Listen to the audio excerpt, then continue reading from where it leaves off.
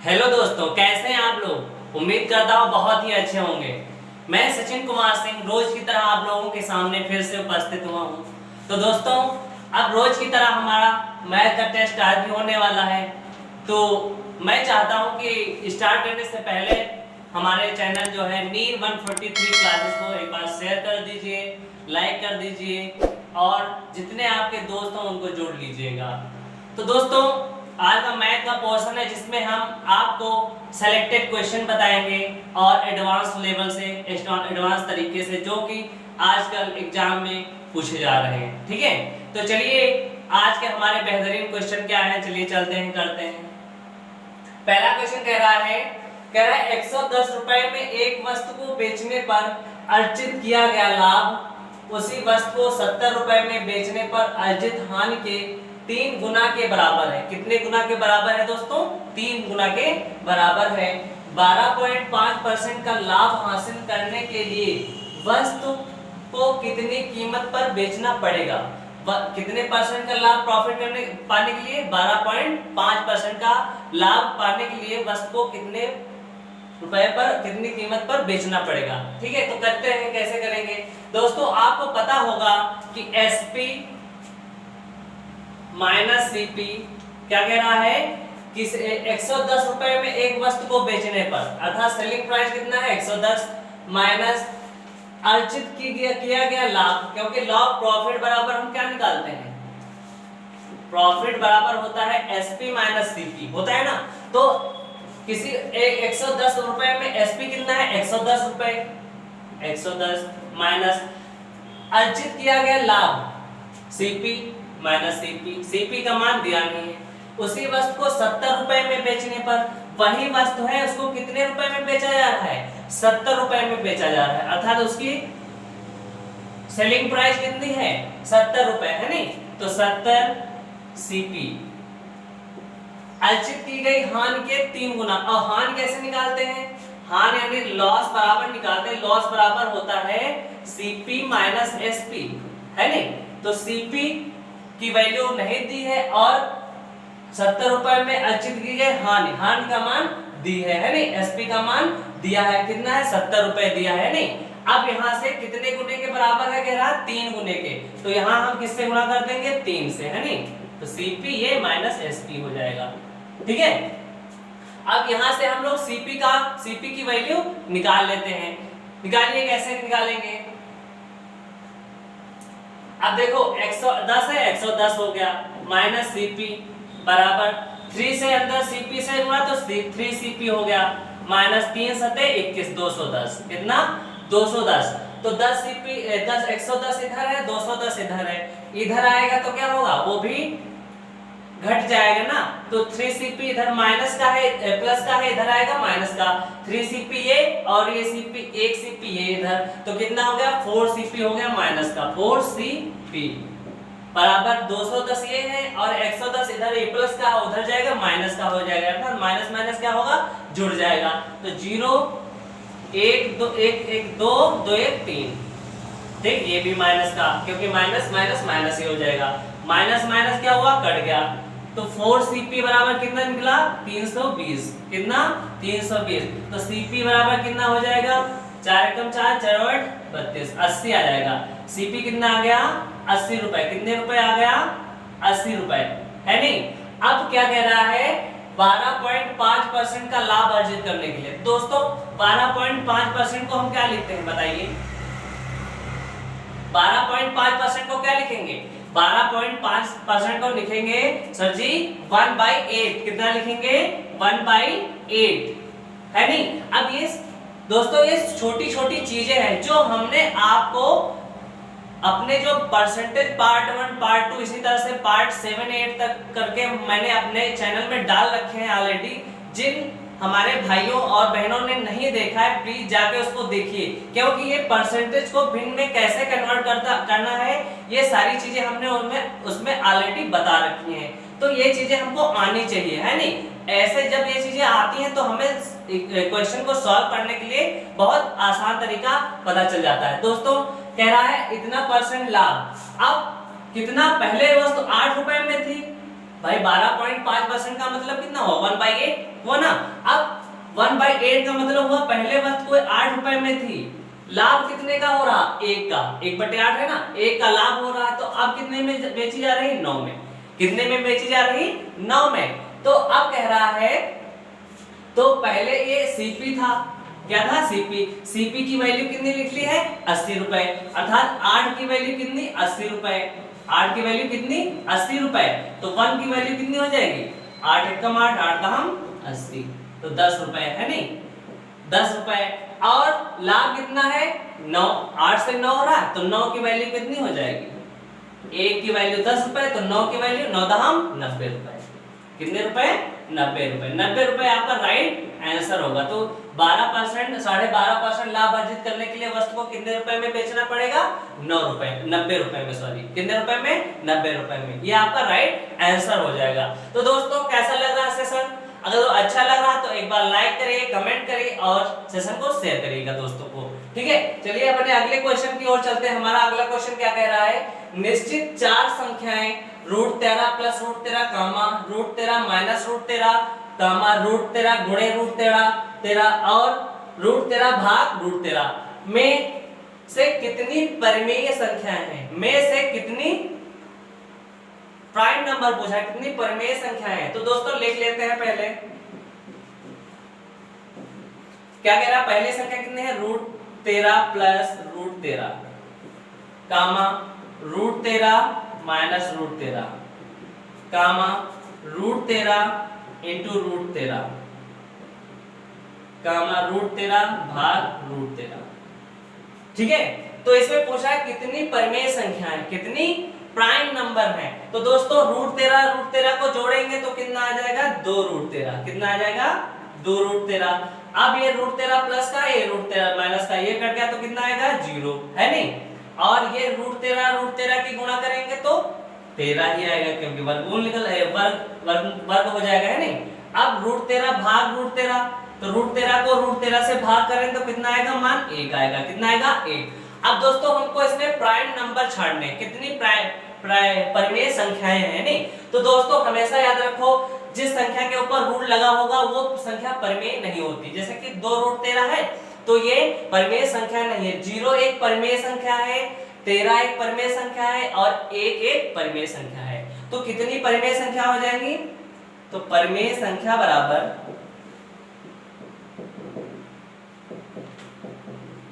0 1 हो गई, 13 2 हो गई और 1 3 हो गई, 1 2 3 हो जाएंगी परिमेय संख्या। ये आपका राइट आंसर हो जाएगा।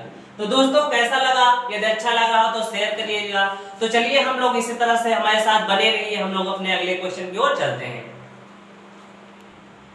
चलिए दोस्तों हमारा अगला क्वेश्चन क्या कह रहा है, कह रहा है एक मिश्र धातु को 200 रुपए प्रति किलोग्राम की कीमत वाले धातु A और 400 रुपए प्रति केजी वाले की कीमत वाले धातु B को एक A/B बराबर 3:1 के अनुपात में मिलाकर बनाया जाता है, ठीक है। तो इस मिश्र धातु के 8 किलोग्राम की कीमत क्या है। तो दोस्तों इसको हम बहुत ही ध्यान से तरीके से अच्छी तरीके से समझिएगा कि कितनी वस्तुएं हैं, कितनी धातु है A और B, 2 धातुएं हैं, कितनी है A और B 2 धातुएं हैं जिनका रेशियो दोस्तों कितना है 3:1, कितना 3:1। अब कितने किलोग्राम की बात कह रहा है 8 किलोग्राम, है नहीं। तो इस मिश्र धातु के 8 किलोग्राम, है नहीं। अब आप ये बताइए कि 8 किलोग्राम में धातु A जो है कितने किलोग्राम होगा। तो कहोगे सर धातु A जो होगा वो कितना हो जाएगा, देखो दोनों का अनुपात जोड़ेंगे तो 8 कैसे निकालेंगे A धातु का, तो A कितना टोटल किलोग्राम है 8 किलोग्राम की बात कहा जा रहा है। 8 इंटू, अब A का अनुपात कितना है 3 बटे टोटल रेशियो जोड़ करके रख देंगे, 3 1 4, 4 एकम 4, 4 दूनी 8, तो 3 दूना 6। A धातु A कितने किलोग्राम आ गई 6 केजी। 8 किलोग्राम में धातु A कितने किलोग्राम है 6 किलोग्राम, तो B कितने किलोग्राम बचेगी, हो गए 2 किलोग्राम बचेगी ना, बचेगी। अब इसी तरह से क्या कह रहा है धातु ए को जो है वो कितने रुपए किलो प्रति किलो बेच रहा है, 200 रुपए, ठीक है। तो 1 किलो की कीमत 200 रुपए है, ठीक है, 200 रुपए प्रति किलो है ना धातु ए को। तो 6 किलो की कीमत कितनी हो जाएगी, 6 दूनी 1200 रुपए, कितने रुपए, 1200। और धातु बी को कितने रुपए प्रति केजी, 400 रुपए प्रति केजी, है नहीं। तो 2 केजी की कीमत कितनी हो जाएगी, 4 दूनी 800 रुपए, कितने, 800। तो कह रहा 8 केजी, तो 8 केजी 6 तो 8 केजी की कीमत कितनी हो जाएगी, देखो 12 कितना हुआ, 2000 रुपए, कितने, 2000 रुपए। ये आपका राइट आंसर हो जाएगा। तो दोस्तों कैसा लगा, अच्छा लग रहा है ना। तो चलिए हम लोग अपने अगले क्वेश्चन की ओर चलते हैं। कह रहा है यह दिए गए चित्र में AB वृत्त का व्यास है, AB क्या है, वृत्त का व्यास है, C तथा D परिधि इस प्रकार है कि कोण CAD 40 अंश, कोण ABC 70 अंश, तो कोण ACD की वैल्यू पूछा है। तो दोस्तों हम लगाने से पहले एक चीज आपको नोट करके लिखवा देना चाहते हैं, नोट करके लिख लीजिएगा, नोट करके लिखिएगा कि साइक्लिक कोऑर्डिनेट में आमने सामने के कोण क्या होते हैं, 180 डिग्री होते हैं। साइक्लिक कोऑर्डिनेट में कोण जो होते हैं, कोण आमने सामने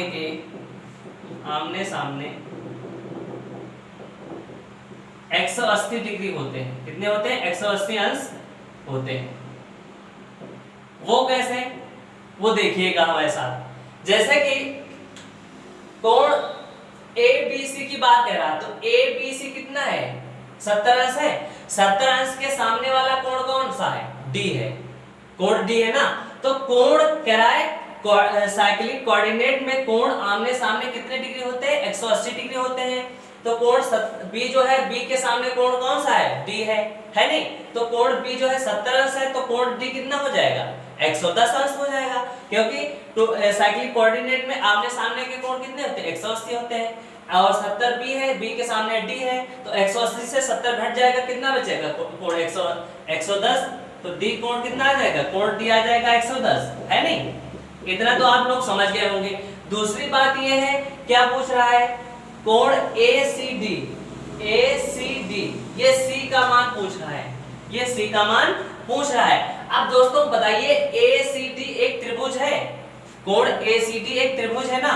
तो त्रिभुज के तीनों कोणों का मान कितना होता है, 180 होता है ना।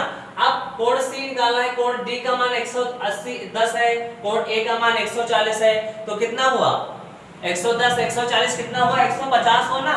अब त्रिभुज के तीनों कोणों का मान कितना होता है, 180 से 150 घट गया, तो कोण कितना आ गया, कोण ACD की वैल्यू कितनी आ जाएगी, 180 से कितना घटा देंगे भाई, त्रिभुज के तीनों कोणों का मान 180, 110 140 से जोड़े तो 150 हुआ, 150 180 से घटा देंगे, कोण से निकल आएगा, तो 150 घटा दो, कितना आ जाएगा, 30 अंश, कितना आएगा, 30 अंश। ये आपका राइट आंसर है। तो चलिए हम लोग अपने बेहतरीन क्वेश्चनों की तरह इसी तरह से आगे चलते हैं। चलिए दोस्तों हमारा अगला मोस्ट इंपॉर्टेंट क्वेश्चन क्या कह रहा है, कह रहा है एक नाव 18 मिनट में 3 किलोमीटर धारा के प्रतिकूल और 2.5 किलोमीटर धारा के अनुकूल यात्रा कर सकती है।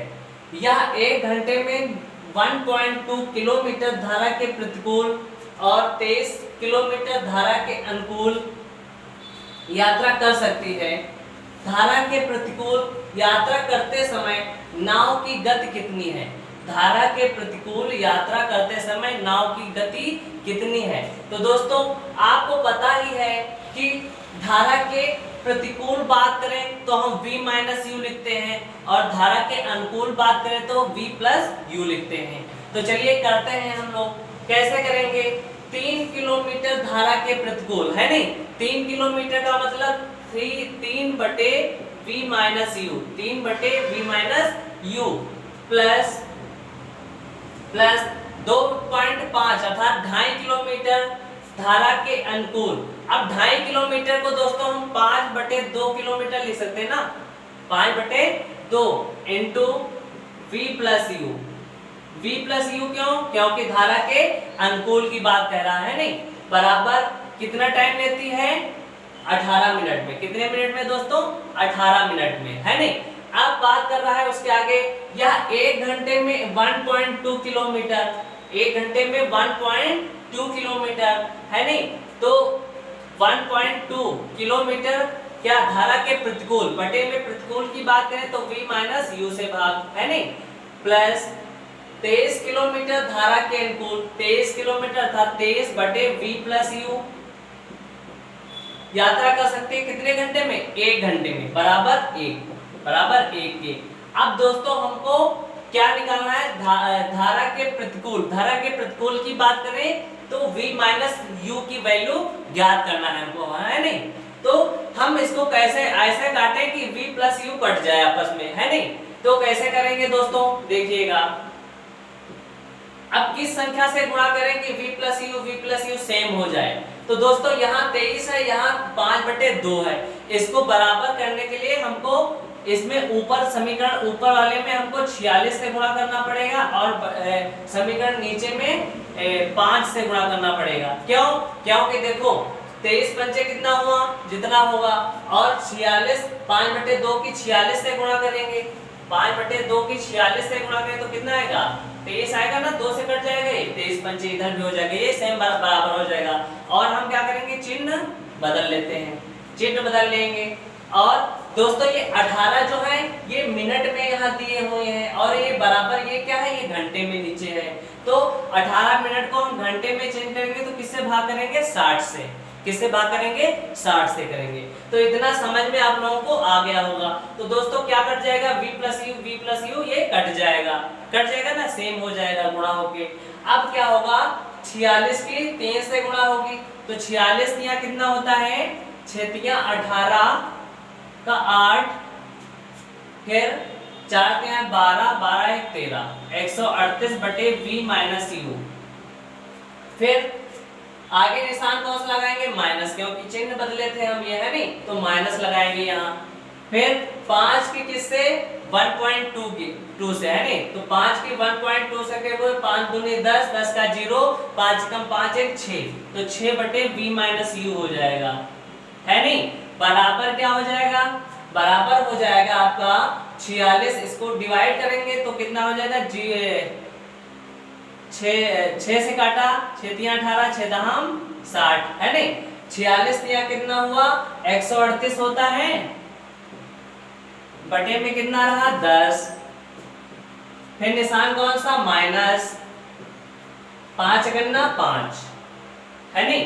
10 ये पॉइंट कटा तो यहाँ पॉइंट 0 कटा, यहाँ एक पॉइंट लग गया। अब दोस्तों लासा क्या होगा? v माइनस यू रहेगा, है नहीं, क्योंकि दोनों में सेम मिल रहा है बटे में। तो 138 से 6 गया तो कितना हुआ? 132 बचा, बराबर। इधर 13.8 से 5 गया तो कितना बचेगा? 13.8 माइनस 5, 8 ये और 8 5 13, 88, 8.8 कितना बचेगा? 8.8, है नहीं। तो v माइनस यू बराबर क्या निकलेगा? 8.8 यहाँ आ जाएंगे, v माइनस यू इधर चले आएंगे, है नहीं। तो 132 बटे 8.8, दशमलव हटा 0 बढ़ गया ऊपर, है नहीं। तो किससे काटेंगे?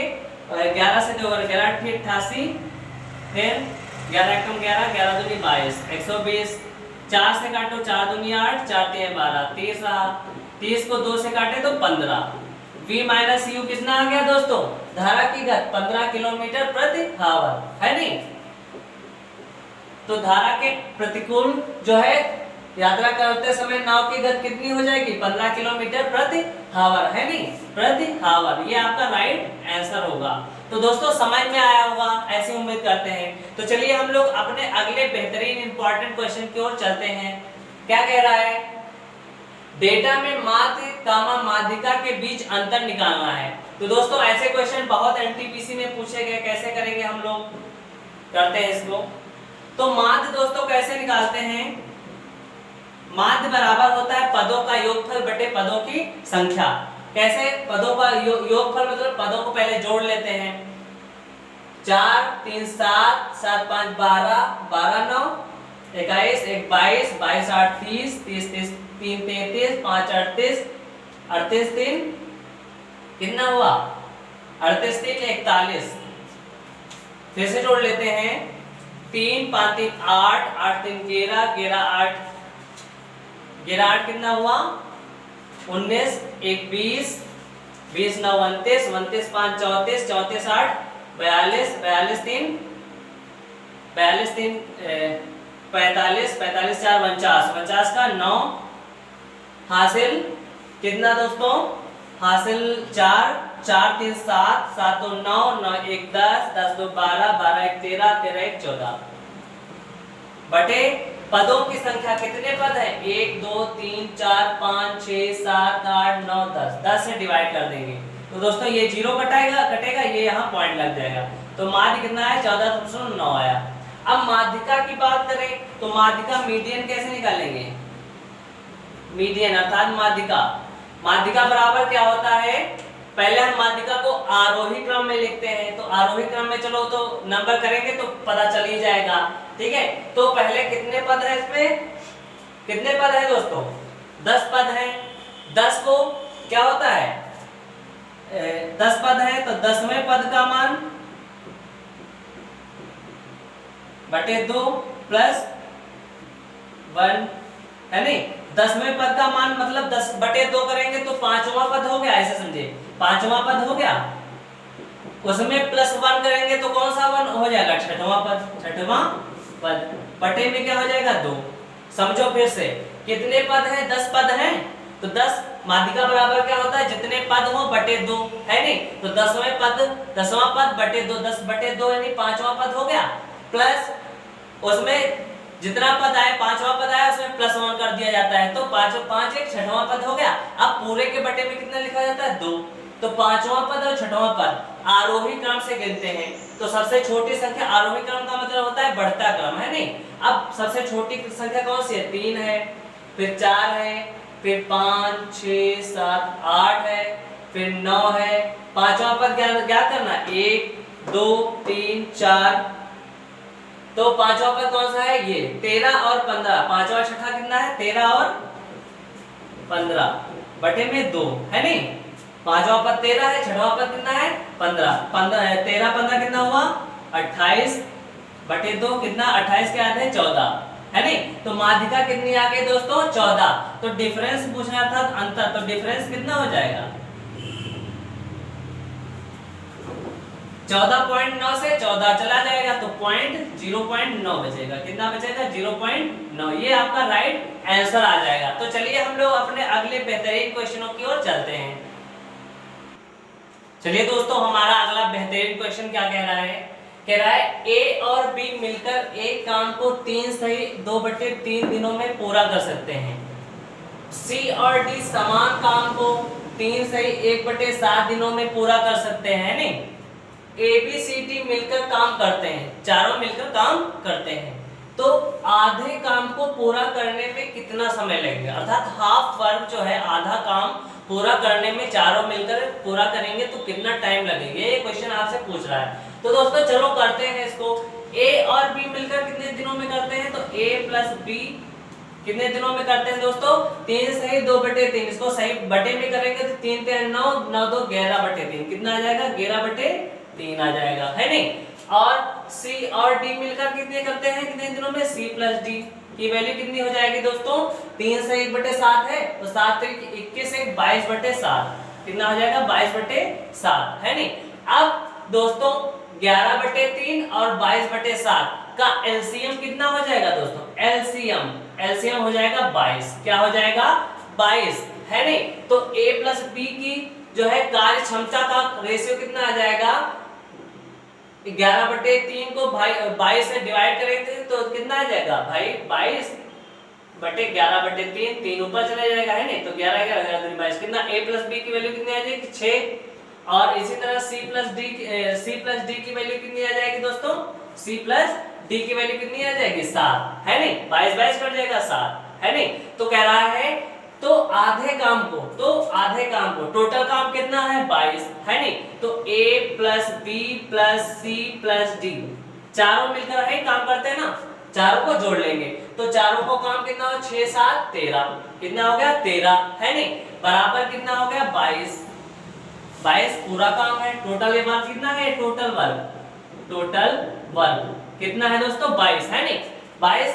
अब कह रहा है आधे काम का मतलब 1/2 से डिवाइड कर देंगे, किससे कर देंगे 1/2 से डिवाइड कर देंगे, तो a plus B plus C plus D कितना हो जाएगा, a plus B plus C plus D का काम कितना हो जाएगा दोस्तों 22 गुणे 1/2 और बटे में कितना आ जाएगा ये 7 13 आ जाएगा उधर 13, तो इधर ये 2 से कटा तो 11 दूनी 22, तो कितना रहा 11/13 डेज। कितने दिनों में करेंगे दोस्तों चारों मिलकर के 11/13 डेज अर्थात 11/13 दिनों में। तो कैसा लगा क्वेश्चन, चलिए अगला क्वेश्चन करते हैं हम लोग। अगला क्वेश्चन दोस्तों क्या कह रहा है, एक आयत की परिधि 18 सेंटीमीटर भुजा के वर्ग की परिधि से दोगुनी है, भुजा के वर्ग के परिधि दोगुनी है, यदि आयत की चौड़ाई 45 है तो आयत का क्षेत्रफल कितना है, आयत का क्षेत्रफल कितना है। तो दोस्तों आयत की परिधि क्या होता है, आयत की परिधि 4a, a का मतलब भुजा कितनी थी 18, तो 18 चौको कितना हुआ 18 गुणे 4, 18 चौको 72 सेंटीमीटर आ गया। अब कह रहा है भुजा के वर्ग की परिधि से कितना है 2 गुना है। अब इसको वर्ग की परिधि से कितना है, वर्ग की परिधि से 2 गुना मतलब इसको 72 को इससे गुणा कर देंगे 2 से, 72 दूना 144।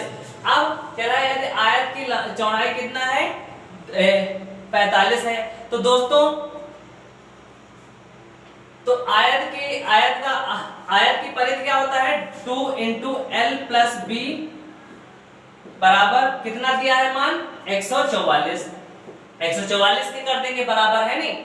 अब 2 से काटेंगे इसको, 2 एकम 2 72 दूना 144, तो l + b बराबर कितना आ गया 72 सेंटीमीटर है नहीं।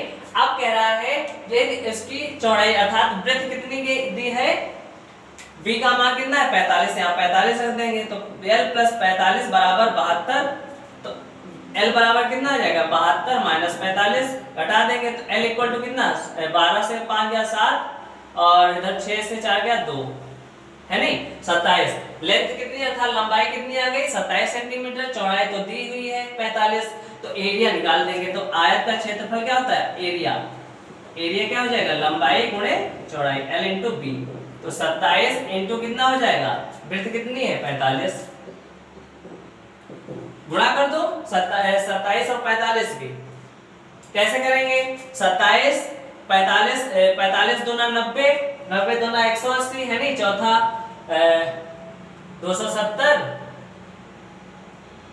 6 बार हो गया, 270 में 45 जोड़ो 5 7 4 13 का 1 2 1 3 315 का 5 हासिल 31, 45 दूना 30 है नहीं 615 कितना आएगा 615 है नहीं 7 5 12 हाँ 15 दूनी 30, 27 और 45 की गुणा करेंगे कितना हो जाएगा कर लेते हैं 27 × 45, 5 7 35 3 5 को 20 3 23 7 को 28 2 हासिल 7 4 दूनी 8 2 10 5 1 3 1 1315 है नहीं 5 दूनी 10 10 2 12 5 दूनी 10 10 2 12 हो जाएगा, इतना क्या हो जाएगा 12 8 2 10 13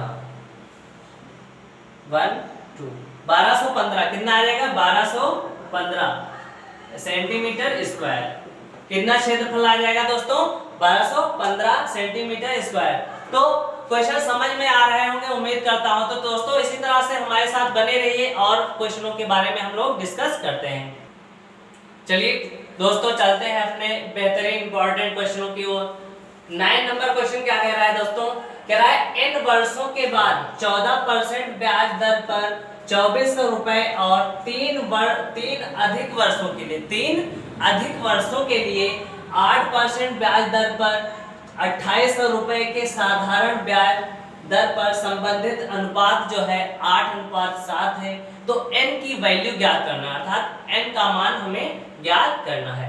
तो दोस्तों करते हैं, कैसे करेंगे, देखो साधारण ब्याज बराबर क्या होता है, एसआई बराबर PRT/100 होता है नहीं, सभी को पता है, वही फार्मूला लगा देंगे।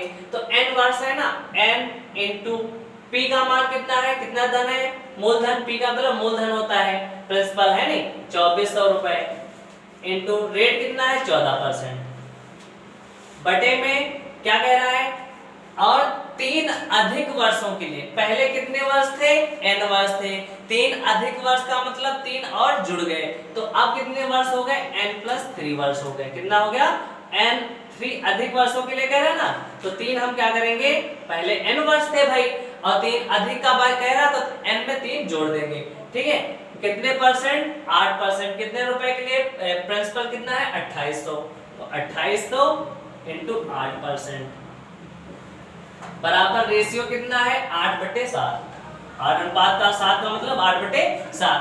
दोस्तों प्रतिशत से प्रतिशत कट गया और ये 2 जीरो से ये 2 जीरो कट गए, 7 दूनी 14, 7 चक्कू 28, 4 एकन्ना 4, 4 छंग 24, 2 एकम 2, 2 चक्कू 8 है नहीं, तो n इंटू 6 n+3 इंटू 4 बराबर 8/7, ये रहा।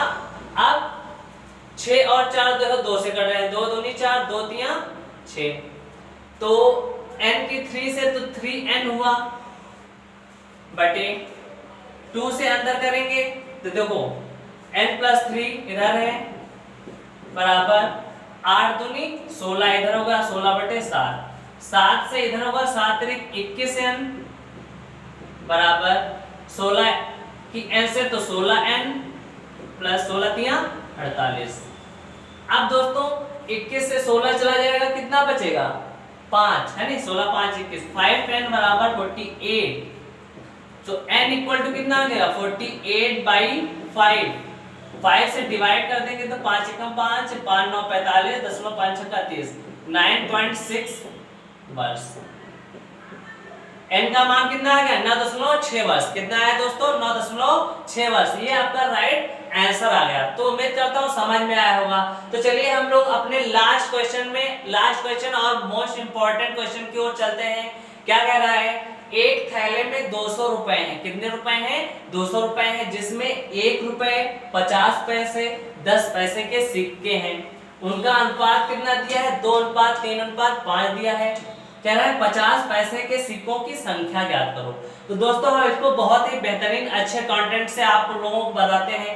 तो दोस्तों ऐसा जब क्वेश्चन आए तो हम सबसे पहले क्या करते हैं, जितने जो पैसे हों और जो रुपए दिए हों इधर, उनको हम खाली पैसे में चेंज कर लेते हैं। जैसे कि पहले जिसमें कितना है 1 रुपए, 1 रुपए में कितना पैसा होता है 100 पैसा होता है, 100 पैसा। फिर 50 पैसे तो दिए हैं, इनको नहीं चेंज करना क्योंकि पैसे में ही कन्वर्ट कर रहे हैं हमको हम। फिर 10 पैसे है नहीं, ये हुआ। अब कह रहा है इनका रेशियो कितना है दोस्तों 2 3 5, इसको 2 से गुणा, इसको 3 से गुणा, इसको 5 से गुणा। अब जोड़ लो, 100 दूना 200 पैसे ये हुए, प्लस 150 पैसे ये हुए, प्लस 50 पैसे ये हुए। टोटल पैसे कितने हो जाएंगे 200, 350, 400, 400 पैसे, कितने 400 पैसे। अब 400 पैसों की कीमत कितनी है थैले में 200 रुपए। अब 200 रुपए है दोस्तों, इनको हम पैसे में चेंज करेंगे। किस में चेंज करेंगे पैसे में। तो जब 200 रुपए को हम पैसे में चेंज करेंगे तो कितना आ जाएगा, इकाई, दहाई, सैकड़ा, हजार, 10,000, 100 से गुणा कर देंगे तो 20,000 पैसे आ जाएंगे। कितना आ जाएगा 20,000 पैसे है नहीं। अब काट देंगे 2 से ये 0 कटे, 4 एकम 4, 4 पंचे 20, 50। तो 1 पैसे की कीमत कितना है 50 है। 1 पैसे की कीमत कितना है 50 है। तो कह रहा है 50 पैसों के सिक्कों की संख्या। अब 50 पैसे के सिक्कों का अनुपात दोस्तों कितना है? 3 है। 1 रुपए का 2 है, 50 पैसे का 3 है, 10 पैसे का 5 है। नहीं, ऐसे तो अनुपात दिया है, तो 50 पैसे के अनुपात कितना है? 3। तो 1 पैसे बराबर 50, तो 50 पैसे के सिक्कों की संख्या कितनी है? 3। तो 3 से गुणा करो, 3 पैसे की कीमत कितनी हो जाएगी? 50 गुणे 3, 150 सिक्के। कितने सिक्के आ गए? 150। ये आपका राइट आंसर। तो दोस्तों 50 पैसे के सिक्कों की संख्या कितनी है? 150। तो दोस्तों कैसा लगा सेशन? यदि अच्छा लगा हो तो हमारे चैनल नीर 143 को अपने दोस्तों तक शेयर करें और कमेंट में बताइए कि कैसा लगा, ताकि हम भी जानें कि आप लोगों को हमारे द्वारा पढ़ाए गए क्वेश्चन समझ में आते हैं या नहीं आते हैं। तो दोस्तों उम्मीद करता हूँ अच्छा ही लगा होगा। तो अच्छा लगा है तो प्लीज़ सब्सक्राइब करिए और दोस्तों को शेयर करिए। तो दोस्तों आज के लिए इतना ही।